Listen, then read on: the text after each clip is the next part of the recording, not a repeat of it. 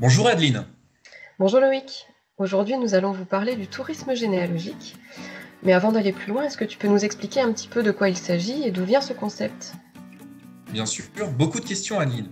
Alors pour commencer, le tourisme généalogique consiste à valoriser un territoire en partant sur les traces de ses ancêtres, découvrir le patrimoine oublié, méconnu lié à l'histoire familiale, les églises, les cimetières, les anciennes maisons de nos ancêtres, les anciens métiers d'artisanat ou d'art, forgerons, anciens ateliers. Le tourisme généalogique est un concept tout droit venu des États-Unis qui s'est exporté en Espagne puis en Italie et qui désormais touche la France où la tendance se développe peu à peu. Et pourquoi as-tu cet intérêt, toi, pour le tourisme généalogique?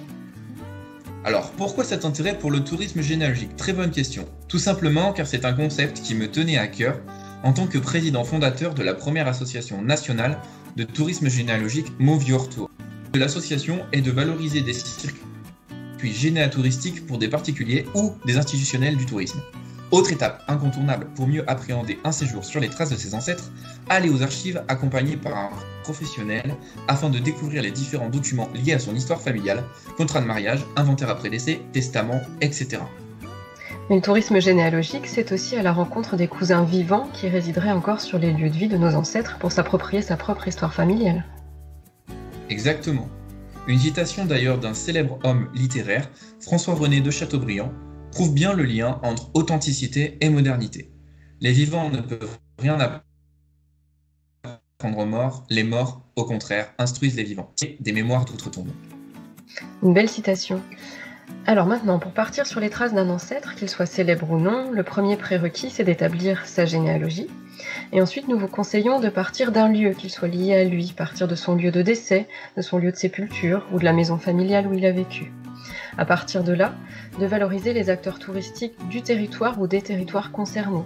Alors ça peut être les artisans, les producteurs, les sites emblématiques du territoire, s'intéresser également au patrimoine bâti, immatériel, au paysage, et aller à la rencontre également des acteurs qui racontent l'histoire de ce territoire et qui font revivre le souvenir, pourquoi pas, de cet ancêtre et de l'époque où il a vécu. Alors maintenant, Loïc, explique-nous un peu comment s'approprier son histoire familiale et la transmettre lors d'un circuit généatouristique. Alors pour moi, il faut se laisser porter par ces émotions liées aux mémoires des lieux où ont vécu nos ancêtres. Leur décès tragique, la maladie, les guerres, les meurtres. En fait, l'idée, c'est d'imaginer un petit peu comme une machine à remonter le temps, comment vivaient nos ancêtres, par exemple en superposant d'anciens plans cadastraux, d'anciennes photographies, des cartes postales, à des prises de vue actuelles. Nous avons d'ailleurs un exemple typique d'une application réalisée par Généanet, hier et aujourd'hui. On peut aussi établir avec un inventaire après décès la reconstitution imagée des pièces à vivre de la maison ancestrale. Alors reconstituer l'environnement quotidien, le visage de la société à l'époque, peut aussi passer en allant à la rencontre de reconstitutions historiques, de découvrir les musées de savoir-faire ancestraux, les tenues locales, découvrir les dialectes et les traditions locales d'antan. Exactement.